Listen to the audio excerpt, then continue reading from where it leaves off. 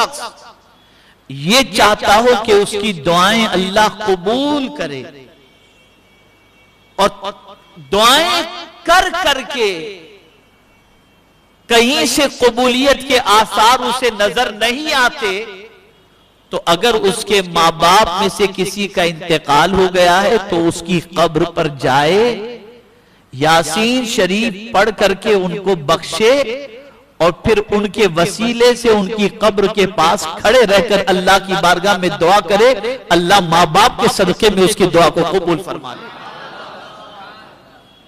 تو ماں باپ کے لیے دعا کریں، استغفار کریں۔ تیسرا حق، انتقال کیے ہوئے ماں باپ کا اولاد پر کیا ہے؟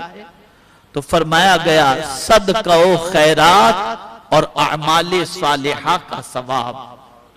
ان کی طرف سے غریبوں کو دیا کرو، ان کی طرف سے کپڑے پہنا دیا کرو، ان کی طرف سے کھانا کھلا دیا کرو، ان کی طرف سے نیک عمل کر لیا کرو، ان کی طرف سے درود شریف پڑھ کر اللہ کے رسول کی بارگاہ میں نذر کر دیا کرو۔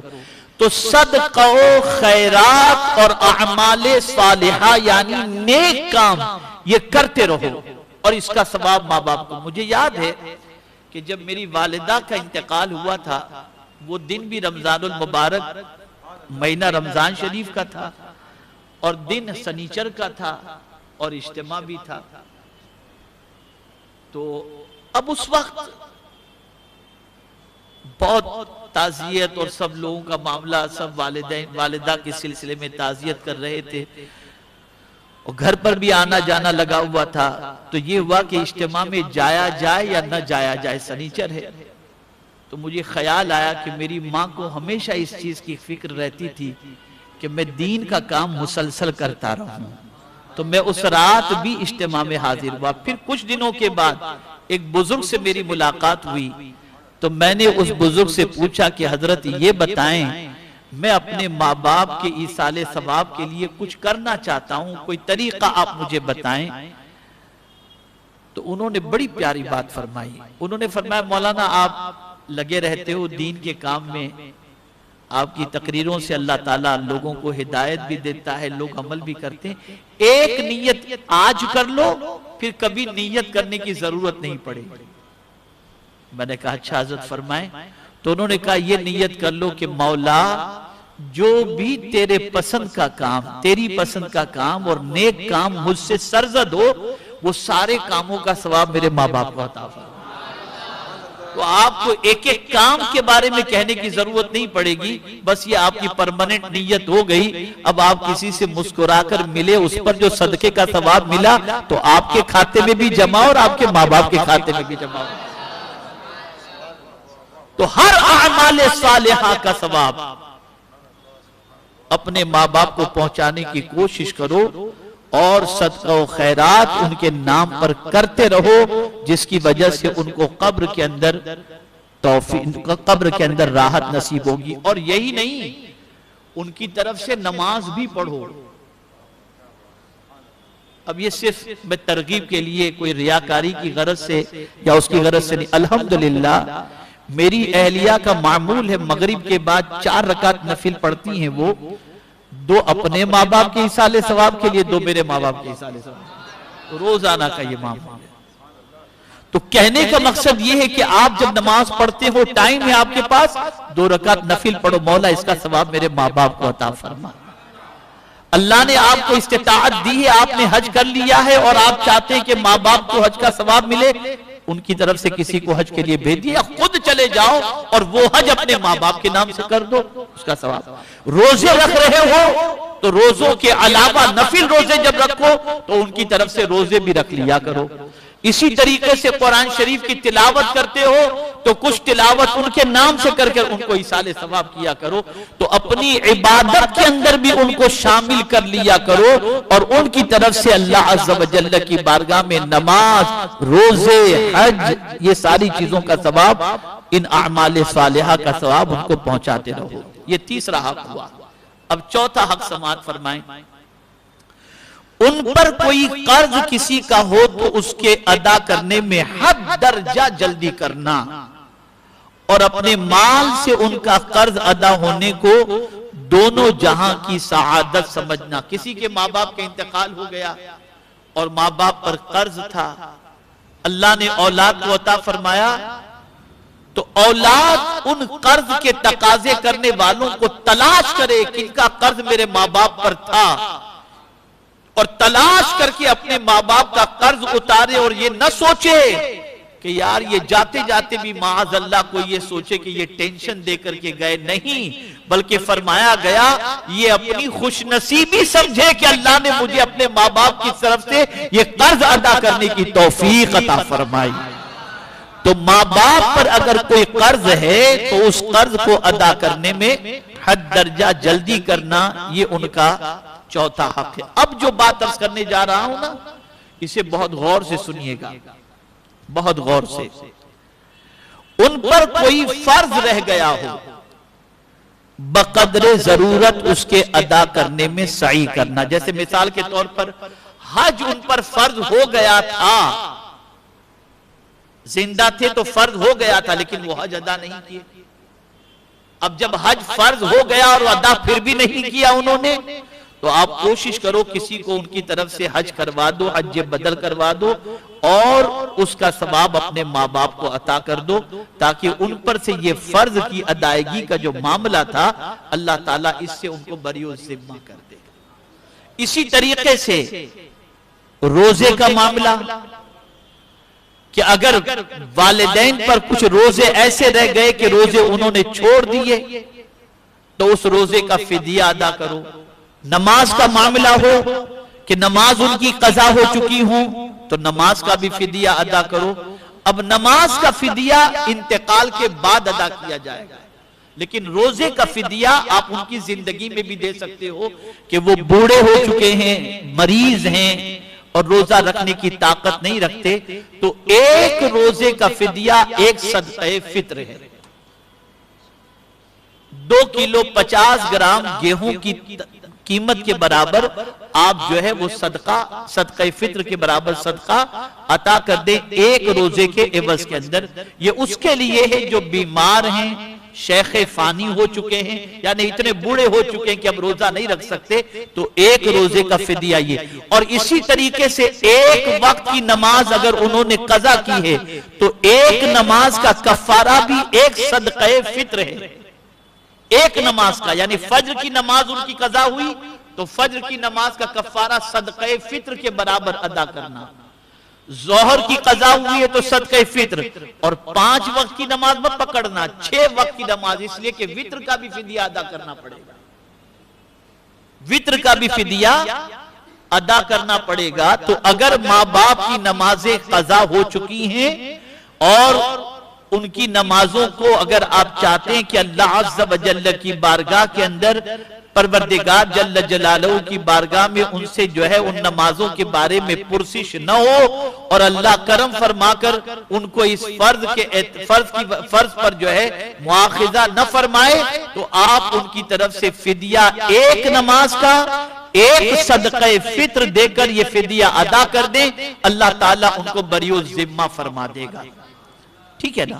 لیکن یہ فدیہ ان کے انتقال کے بعد ہی, نماز کا معاملہ جو ہے یہ انتقال کے بعد کا ہی. روزے کے معاملے کا, روزے کا فدیہ آپ زندگی میں بھی دے سکتے ہیں, اس لیے کہ نماز کے اندر گنجائش ہے کہ آپ کھڑے رہ کر نہیں پڑھ سکتے تو بیٹھ کر پڑھو, بیٹھ کر نہیں پڑھ سکتے تو لیٹ کر پڑھو, لیٹ کر نہیں پڑھ سکتے تو اشارے سے پڑھو. تو یہ اس میں گنجائش رکھی گئی ہے. لیکن روزے کے اندر یہ گنجائش نہیں ہے. آدمی اتنا بیمار ہو ہی چکا ہے بوڑھا کہ اس کو کھانے پینے کے مسئلے, تو ان کی زندگی میں بھی آپ فدیہ دے کر اس فرض سے ان کو بری ذمہ کر سکتے ہیں. میرے پیارے آقا صلی اللہ تعالی علیہ وسلم کے پیارے دیوانوں, اب چھٹا حق بھی آپ سماعت فرما لیں. انہوں نے جو وصیت, کیسی وصیت, جائزہ شرعیہ, یعنی شرعی اعتبار سے جائز ہو, ایسی وصیت اگر انہوں نے کی ہے تو اس وصیت کو پورا کرنے کے اندر کوئی کوتاہی نہ کرو, اسے جلدی سے جلدی اس وصیت کو پورا کرنے کی کوشش کرو اگر انہوں نے کوئی وصیت کی. میرے پیارے آقا صلی اللہ تعالی علیہ وسلم کے پیارے دیوانوں, 7واں حق ان کی قسم ان کے انتقال کے بعد بھی سچی رکھنا. اب اس کو تھوڑا سمجھا دوں آپ کو. کسی سے ملنا ان کو پسند نہیں تھا. فلاں آدمی بیٹا تم کو نہیں معلوم وہ تمہارا دشمن ہے، اس سے مت ملنا. اور ان سے ملنا تمہارے ماں باپ کو ناپسند تھا. تو یہ نہیں کہ وہ جب تک زندہ تھے تب تک نہیں ملتے تھے اور وہ انتقال کر گئے تو اب ان سے ملنا آپ نے شروع کر دیا، اب تو ماں باپ کا انتقال ہو گیا. نہیں، انہوں نے جس چیز کے بارے میں تمہیں کہہ دیا تھا زندگی کے اندر جو تم کو ناپسند تھا، آپ اس کام سے پرہیز کرو اور ایسے لوگوں سے ملنے سے گریز کرو. میں بھی آج تک الحمدللہ ایسے 2 لوگ ہیں جن کے بارے میں میری ماں نے وصیت کیا تھا، میری والدہ نے، میں آج تک ان سے پرہیز کرتا ہوں. بہت کوششیں کی گئی لیکن میں نہیں مان رہا ہوں، اس لیے کہ مجھے معلوم ہے میں ملوں گا تو میری والدہ کو قبر میں تکلیف پہنچے گی، اور ان کا ملنا اپنی جگہ پر، والدین کا مقام اپنی جگہ پر ہے. اسے ذہن میں رکھیے آپ. تو میرے پیارے آقا صلی اللہ تعالی علیہ وسلم کے پیارے دیوانوں، اس چیز کو خاص طور پر ذہن میں رکھیں. 8واں حق، ہر جمعہ کو ان کی زیارت قبر کے لیے جانا. اگر شہر میں ہے ان کی قبر تو کوشش کریں کہ ہر جمعہ کو ان کی قبر کی زیارت کے لیے جائیں، اور وہاں جا کر کیا کریں؟ یاسین شریف اتنی آواز سے پڑھیں کہ قبر تک، قبر کے اندر ان تک آواز پہنچے. اس طریقے سے پڑھیں. اب اس کا فائدہ کیا ہوگا؟ حدیث مبارکہ میں آقا کریم صلی اللہ تعالی علیہ وسلم نے ارشاد فرمایا، جب کوئی شخص کسی کی قبر پر یاسین شریف کی تلاوت کرتا ہے تو اللہ اس کے عذاب کے اندر تخفیف فرما دیتا ہے، اور جتنے قبرستان کے اندر مردے آرام کر رہے ہیں سب کے برابر ثواب عطا فرماتا ہے. تو یہ بھی والدین کے حق میں ہے کہ آپ کے شہر کے اندر اگر ان کی قبر ہے تو کوشش کریں کہ ہر جمعہ کو ان کی قبر پر جا کر فاتحہ پڑھیں اور یاسین شریف کی تلاوت کر کے ان کی روح کو ایصال ثواب کریں، اور ان کے صدقے میں سارے قبرستان والوں کی روح کو بھی مومنین کی ایصال ثواب کریں. ایک بہت بڑی غلطی ہوتی ہے مسلمانوں کی طرف سے کہ جیسے قبرستان کے قریب سے گزرے، اندر قبر ہے، اب جانے کا وقت نہیں ہے تو وہیں کھڑے رہ کر قبرستان کے باہر والدین کی قبر قبرستان کے اندر ہے تو سلام کر لے، وہیں سے سورہ فاتحہ سورہ اخلاص پڑھ کر کے ان کو ایصال ثواب کرنے. تھوڑی دیر لگتی ہے، 2-3 منٹ، اور ان کو ایصال ثواب کر کے نکل جائے. اگر کوئی شخص اس راستے سے گزرتا ہے اور ان کو ایصال ثواب نہیں کرتا، سلام نہیں کرتا، تو ان کو رنج ہوتا ہے کہ میرے قریب سے گزرا اور مجھے سلام بھی نہیں کیا.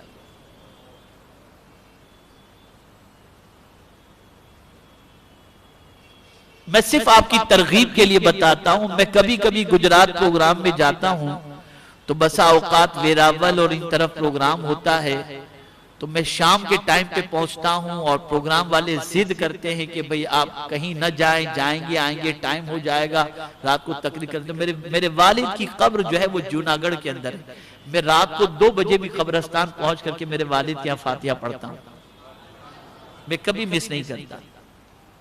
اور اس طرف کہیں بھی سفر میں جاتا ہوں تو میری کوشش رہتی ہے چاہے رات کے کتنے بجے کیوں پہنچوں، لیکن میں ضرور وہاں پر حاضری دیتا ہوں. اور وہاں پروگرام لینے والے شیڈول میں یہ چیز شامل کر لیتے ہیں کہ حضرت جوناگڑھ تو ضرور جائیں گے والد صاحب کے یہاں، تو پروگرام میں اس چیز کو بھی ترتیب دے دیتے ہیں اور پوچھتے ہیں کہ پہلے جائیں گے کہ بعد میں جائیں گے. تو یہ ساری چیزیں بہت ضروری ہیں. تو میرے پیارے آقا صلی اللہ تعالی علیہ وسلم کے پیارے دیوانوں، والدین کی قبر کی زیارت کے لیے جانا اور راستے میں ان کی قبر آئے تو ان کو سلام پیش کرنا اور ان کے لیے دعائے مغفرت کرنا، یہ بھی ان کا حق ہے. اب 9واں حق، ان کے رشتہ داروں کے ساتھ عمر بھر نیک سلوک کرنا.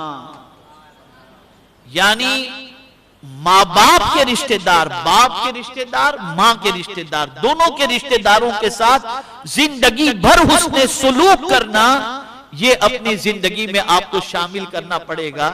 یہ نہیں کہ آج چچا سے رشتہ توڑ دیا، کل ماموں سے رشتہ توڑ دیا اور سوچے کہ اب کہاں ابا امی ہے کہ یہ رشتہ رکھنا ضروری ہے۔ نہیں، آپ جب چچا سے رشتہ رکھو گے، ماموں سے رشتہ رکھو گے اور ان کے ساتھ اچھا سلوک کرو گے تو اس سے ماں باپ کو اپنی قبر کے اندر راحت نصیب ہوگی۔ پتہ چلا مرنے کے بعد بھی کوئی ایسا کام نہیں کرنا جس سے والدین کو قبر کے اندر تکلیف پہنچے، بلکہ ان کے انتقال کے بعد بھی ایسا کام کرنا ہے جس سے ان کو قبر کے اندر راحت نصیب ہو جائے۔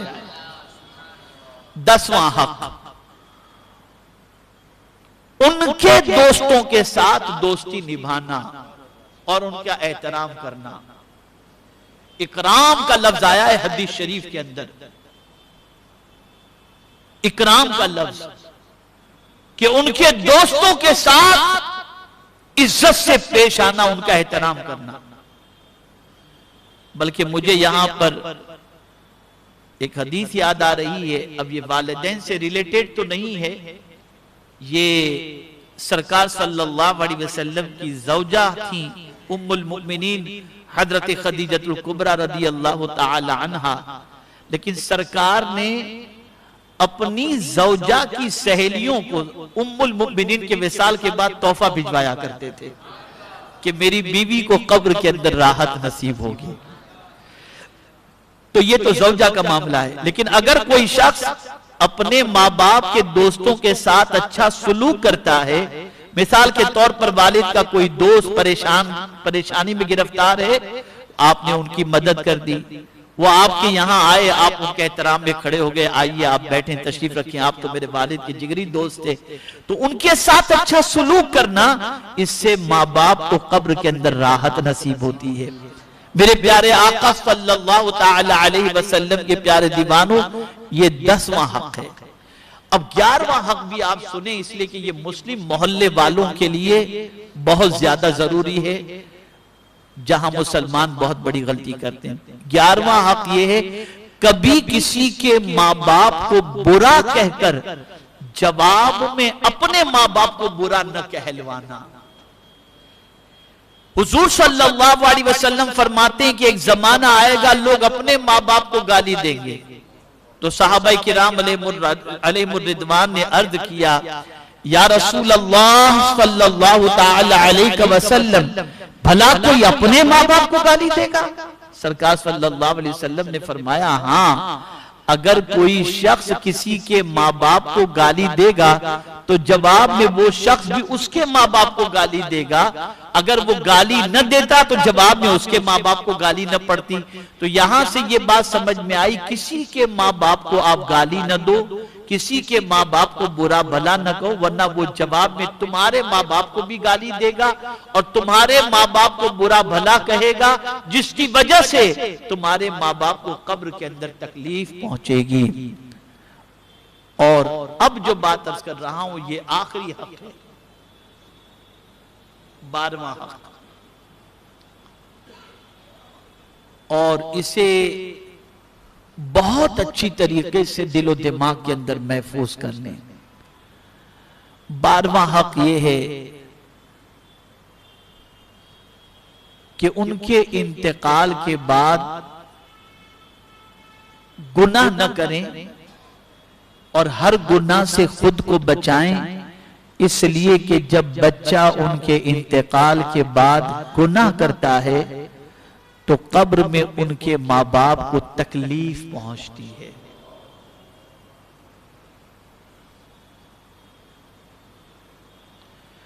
بہت سارے ظالم بچے ماں باپ کے انتقال کا انتظار کرتے ہیں کہ معاذ اللہ ہماری آزادی میں ہمارے ماں باپ سب سے بڑے رکاوٹ ہیں، اور جب انتقال ہو جاتا ہے تو پھر ہر گناہ کے دروازے پہ دستک دیتے ہیں اور یہ سمجھتے بھی نہیں کہ اس کا انجام کیا ہوگا۔ میرے پیارے آقا صلی اللہ تعالی علیہ وسلم کے پیارے دیوانوں، ہفتے میں 2 مرتبہ ماں باپ کے پاس بے بچوں کے اعمال پیش کیے جاتے ہیں۔ جن کا انتقال ہو گیا، قبر کے اندر ماں باپ کے اعمال پیش کیے جاتے ہیں۔ جب ماں باپ اپنے بچوں کو نیکیاں ان کے اعمال میں دیکھتے ہیں تو خوش ہوتے ہیں اور دوسروں کو بتاتے دیکھو یہ میرے بچے نے کام کیا ہے۔ اور اگر بچے نے گناہ کیا اور نافرمانی کی تو ماں باپ شرم سے اب قبر کے اندر پریشان ہوتے ہیں اور ان کو دلی تکلیف پہنچتی ہے۔ تو اے رسول اعظم صلی اللہ تعالی علیہ وسلم کے پیارے دیوانوں، یہ نہیں کہ ماں باپ کے انتقال کے بعد آپ ماں باپ کو خوش اور ماں باپ کو غم اس کے بارے میں فکر نہ کریں، بلکہ ماں باپ کے بارے میں یہ چیز ذہن کے اندر رکھیں کہ انتقال کے بعد بھی بچوں کے اعمال ان کے سامنے پیش کیے جاتے ہیں۔ اچھے اعمال سے وہ خوش ہوتے ہیں اور برے اعمال سے وہ رنجیدہ ہوتے ہیں۔ بس یہاں پر ایک واقعہ آپ کے گوش گزار کرتا ہوں۔ غالباً امام مالک رضی اللہ تعالیٰ عنہ کا یہ واقعہ ہے کہ وہ صاحب کشف تھے۔ صاحب کشف کسی بھی قبرستان میں وہ چلے جائیں اور کسی بھی قبر کے سامنے وہ بیٹھ جائیں تو قبر والے کے حالات ان کے سامنے کھل جایا کرتے تھے۔ تو حضرت امام مالک، غالباً میں کہہ رہا ہوں نام مجھے تھوڑا سا کنفیوز ہو رہا ہے، تو وہ وہاں پر پہنچے مکے کے قبرستان میں۔ مکے کے قبرستان میں پہنچے تو ایک قبر کے پاس کھڑے تھے تو آپ نے دیکھا کہ ساری قبروں کے اندر نور ہے اور نور کے طباق موجود ہیں، لیکن جس قبر کے پاس کھڑے تھے وہاں پر اندھیرا تھا اور وہاں پر کوئی نور والی پوزیشن نہیں تھی۔ تو آپ نے صاحب قبر سے پوچھا کہ ذرا یہ تو بتا کہ سب کی قبر میں روشنی نظر آ رہی ہے، تیری قبر میں کیوں نہیں؟ تو وہ جو مردہ قبر کے اندر آرام کر رہا تھا وہ تھا مکے ہی کا رہنے والا، بیٹے کی تمنا تھی اور عمر کے اس حصے میں اللہ نے بیٹا عطا فرمایا۔ غالباً 55-56 سال کی عمر کے اندر جب اللہ نے بیٹا عطا فرمایا تو اس کی خوشی کی انتہا نہ رہی اور وہ اپنے بیٹے کے لاڈ پیار کے اندر بیٹے کی ہر خواہش کو پوری کرتا رہا، یہاں تک کہ بیٹا جو ہے وہ 14-15-16 سال کا ہو گیا اور اپنے بیٹے کے لیے اس نے بے پناہ دولت چھوڑی اور وہ تاجر کا انتقال ہو گیا۔ اس کے انتقال کے بعد بیٹے کو کچھ سنگتیں ملی جو سنگتیں اچھی نہیں تھی۔ بیٹا باپ کو کچھ ایصال ثواب نہیں کرتا، مکے میں رہتے ہوئے طواف کعبہ نہیں کرتا تھا، قرآن شریف نہیں پڑھتا تھا اور غلط سنگتوں کی وجہ سے ان غلط دوستوں کے ساتھ اپنی زندگی کے لمحات گزارتا تھا۔ میرے پیارے آقا صلی اللہ تعالی علیہ وسلم کے پیارے دیوانوں،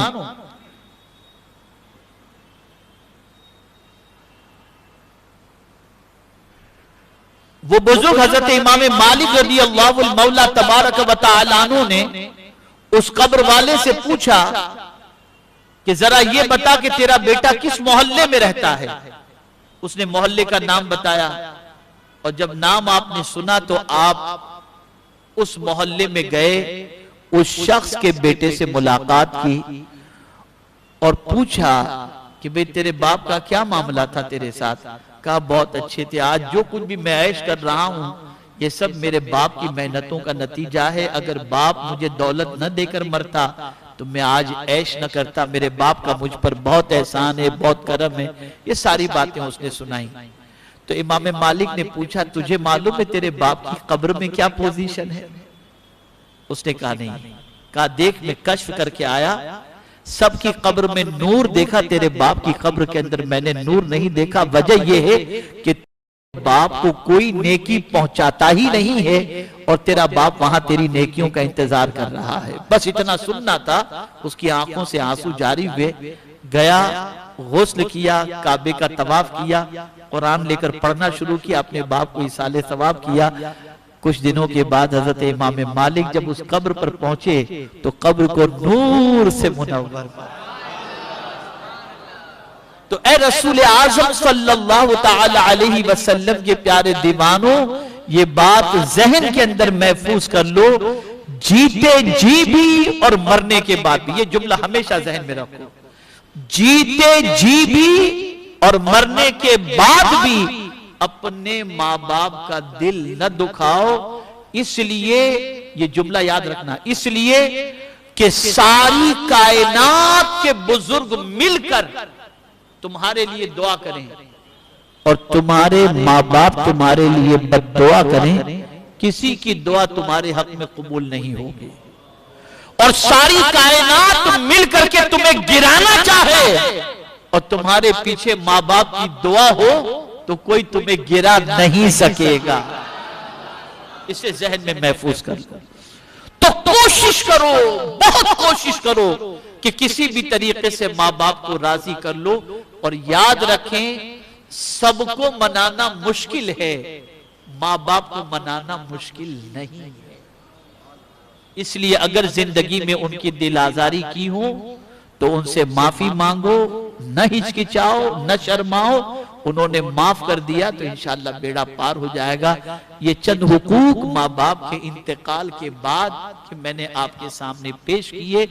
ایک مجھے حدیث شریف یاد آ رہی ہے، اللہ اکبر، ایک صحابی نے حضور سے پوچھا کہ کیا سرکار ماں باپ اگر ظالم ہوں، ماں باپ اگر ظالم ہوں تو بھی ماں باپ کے ساتھ حسن سلوک کیا جائے؟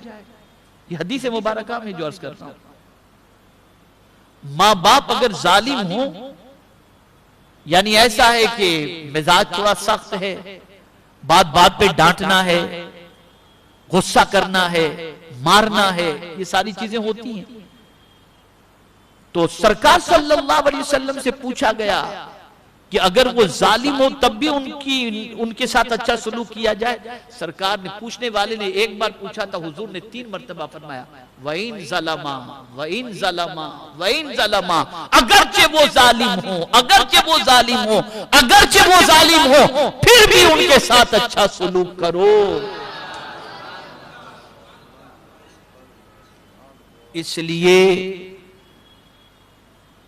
ماں باپ کے انتقال کے بعد ان کے حقوق کو ادا کرو، جیتے جی بھی ادا کرو، اور مرنے کے بعد بھی اللہ تعالیٰ آقا کریم صلی اللہ علیہ وسلم کے صدقہ و طفیل مجھے، آپ کو، سب کو اللہ عز و جل اور اس کے رسول صلی اللہ علیہ وسلم کے ارشادات پر عمل کی توفیق نصیب فرمائے۔